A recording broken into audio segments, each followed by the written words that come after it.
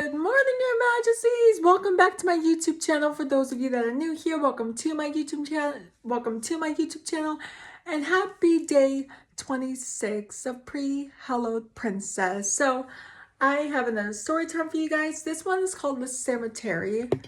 Annabelle says hello.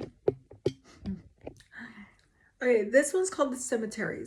And it goes, when I was 16, my friend Sean, who was a big goofball, came over to chill in our basement, as he often would during the summer.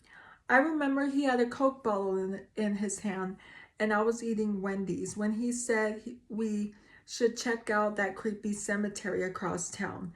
It was the worst idea ever, and I even told him that. Still, we had no school the next day, and I knew exactly which cemetery he was talking about.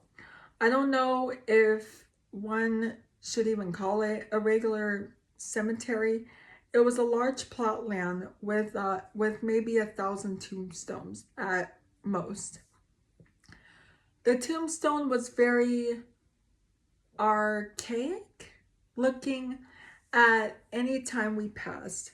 There were no signs of anyone having to come to visit within the last 2 decades. It was very old. It had been closed 10 years ago.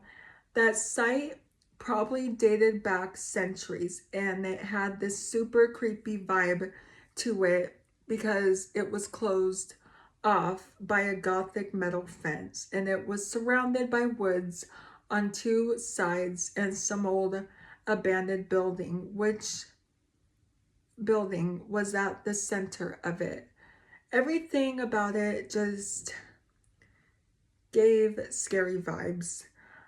Many people had reported weird sightings and strange sounds coming from the graves. Almost everyone in town had their own personal story of the place. Some of them were obviously exaggerated. Yeah, a lot of these stories, usually when people tell scary stories, sometimes they like over exaggerate. We're like, really? Like, anyway. Um, Two of the best stories I've heard from my family were from uncle and grandma. My uncle had once heard someone screaming for help while he was driving near that place. He stopped, got out of the car, and heard the scream again. He said it was coming from inside one of the graves near the wire and quickly left. My grandma once has seen a lady dressed in white clothes slowly waving her hand at her. Oh gosh. We'd also heard many rumors about that place, like some people would go there at 3 a.m. to perform satanic rituals and other weird stuff. Some people reported seeing smoke rising from deep within the cemetery at midnight. It took a little persuading, but Sean managed to get me to want to check it out too. I always wanted to visit that place after hearing so many creepy stories, but was too scared to even attempt it. I previously never had any paranormal experiences in my life and always wanted to see something crazy. LOL. We woke up the next day at 4 a.m. Really, 4 a.m.? Okay. And left at 4:30 before anyone figured what we were up to. Oh, okay, I see. Ironically, it was very cloudy, foggy. Ironically, it was a very cloudy, foggy kind of day. I guess conveniently adding to the mood. Sean pulled up his Honda to the side of the road. I told him to pull up more so it wasn't obvious. This was a low traffic day, so it would look kind of suspicious. He pulled up a few 100 feet down the road, and we got out, cut through the woods so that any potential passing traffic wouldn't see us entering the huge cemetery. The forest was full of fog. It looked like a scene from a horror movie. I started having second thoughts, but we had already made it this far. Oh, sweet Jesus. Hopping the fence in the woods was easy. It was maybe a 3 or 4 foot fence. Sean kind of took the lead on this since it was mainly his venture. We finally reached the cemetery. The place was looking as creepy as ever because of the fog. We couldn't see that far away. He led me through the eerie plot of land and we looked at archaic tombstones. Archaic tombstones? Anyway, they all seemed to be from the 19th century. The writing on some of them was illegible at that point. I knew it sounds super cliche, but I couldn't help but feel like I was being watched constantly. I started looking around the woods. I kept getting scared by trees. They looked like people in the fog. Mind you, my mind was playing tricks on me. I was prepared for a jump scare. I told Sean how creepy this was. I know, he replied, still with the feeling of being watched. Um, we kept walking deeper into the cemetery. We hadn't seen anything weird. My fear started to go away. Maybe this was just another quiet, depressing place, I thought. We walked further and we could see an outline of a huge abandoned building. We reached the center of the cemetery. As soon as I realized this, I started getting a bad feeling. My chest felt heavy, fear filled my body for no apparent reason, but we kept moving. Sean wanted to look inside the building and then leave. He promised me. The closer we got to the building, the more sick I felt. I almost felt like passing out. I told him to go alone and make it quick. I sat next to the grave to catch my breath and continued forward, leaving me alone. Sweet. Oh, and he continued forward, leaving me alone.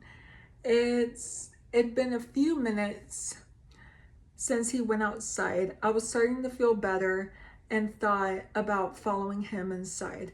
I hadn't even fully gotten up when I saw a person walking just 6 graves away. I froze for a moment and quickly hid behind the tombstone. I slowly peeked at him. He was definitely not Sean. Oh. He was a lot taller, wearing a hooded black cloak. He looked like he was in his 50s. Oh, jeez. He walked towards the grave and stopped at its foot, just a few feet from where I was. He had his back turned towards me. He was speaking. It wasn't English. It was another language, a weird one. Like he was speaking English but backwards. It sounded extremely creepy. Who was this guy? Maybe one of the people who was involved in the Alleged Rich, maybe one of the people who was involved in the Alleged rituals. What he did next scared the out of me. He pulled a shovel out of nowhere. And started digging into the grave while shouting in his weird language. I got scared and stopped peeking. I didn't know if this person would harm us or not. If he knew we were here, maybe he was armed. I got scared for Sean. He didn't know there was a lunatic. He didn't know there was a lunatic out there. There was a lunatic out there? Oh my gosh. I wanted to leave that damn place like a flash, but I couldn't leave Sean alone. I stared desperately at the rotting building while the crazy screams got louder and weirder, like he was trying to summon something or cast a spell. I just thought he was mentally ill. Then I saw Sean sneak out of the building. He had heard the screams. He gestured me towards him. We carefully met midway, hiding through the graves. And then without saying a word to each other, ran like lunatics. The screams faded into the fog. We didn't say anything until we hopped the fence and got back into the car. Sean looked more scared than me. He basically put it in drive before the car had even had a chance to fully start. After a few seconds, he was finally able to tell me what he had seen. When Sean was inside that abandoned building, he found a sigil of baffle net painted on the wood floor, which is basically the sign of Satan. Around it were a bunch of freaky dolls with button eyes. He saw rooms full of weird freakish dolls and the other satanic symbols, which were partially everywhere. He didn't get to see anything else in the building because he heard the screams. We told this story to everyone and got scolded by our parents.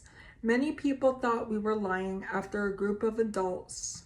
Many people thought we were lying after a group of adults, after hearing our stories, went to investigate the building and found it completely empty.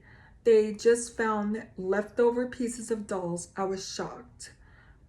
Sean was never the same after he left the cemetery. He no longer acted goofy and fearless. He was more serious and quiet now. I think Sean saw something in there, something more than just dolls and satanic symbols, something he still hasn't told me. That is so creepy. What do you guys think of that story?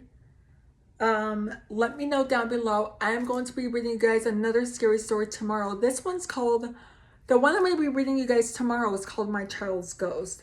So please stay tuned and I will see you guys tomorrow. So if you're new here, hi, I'm Princess Peyton. Hit the red button to become your majesty and hit the bell notification so you're notified every time I upload a video. And I love you guys so much. You guys are the best human beings ever made. And you're the king of my heart and the song lyrics of Taylor Swift. And I will see you guys in tomorrow's video. Okay, love you. Bye. Mwah.